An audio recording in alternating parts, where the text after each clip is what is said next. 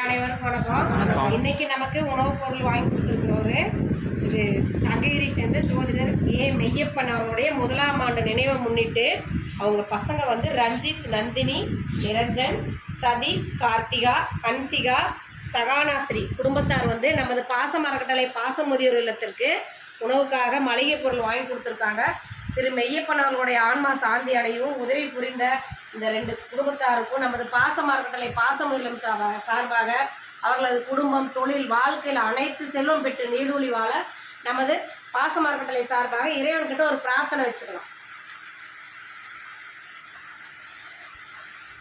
திரு மெய்யப்பனையோட ஆன்மா சாந்தி அடையட்டும். உணவுக்காக நமக்கு உதவி புரிந்த அவர்கள் குடும்பத்தாருக்கு நமது பாச அறக்கட்டளை சார்பாக நன்றிகளையும் வாழ்த்துக்களையும் தெரிவிச்சுக்கிறோம். இந்த நேரத்தில் நாம் அவங்களுக்கு ஒரு கோரிக்கை வைக்கிறோம். என்னன்னு கேட்டிங்கன்னா, நமது பாச அறக்கட்டளை பாச முதிரில் ஆரம்பித்து 2 வருஷம் முடிஞ்சு 3ஆவது வருஷத்தில் நம்ம போயிட்டுருக்கோம். இப்போ நிறைய பேர் இங்கே வந்து கேட்கறதுனால இங்கே இட வசதி கொடுத்ததுனால சொந்தமாக இடம் வாங்கலான்ட்டு இருக்கோம்.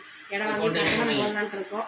அதனால் அதுக்கு முடிஞ்ச உதவியை உங்களால் முடிஞ்ச உதவியை எங்களுக்கு செஞ்சு தர மாதிரி நான் கேட்டுக்கிறோம். நீங்கள் மட்டும் இல்லாத உங்களுக்கு தெரிஞ்சவங்ககிட்ட இந்த மாதிரி புதிய ஒரு இல்லை இருக்குது, சொந்தமாக கட்டடம் அமைக்க போகிறாங்க, அதுக்கு நம்மளால் முடிஞ்ச உதவி செய்யலான்னு சொல்லி நீங்களே இந்த முதியோர்களுக்கு வெளியே கொண்டு சென்று எங்களுக்கு கூடிய சீக்கிரம் சொந்த கட்டடம் அமையறதுக்கு உங்களால் முடிஞ்ச உதவி செஞ்சு தருமாதிரி எங்கள் வெளியே சார்பாக கேட்டுக்கிறோம்.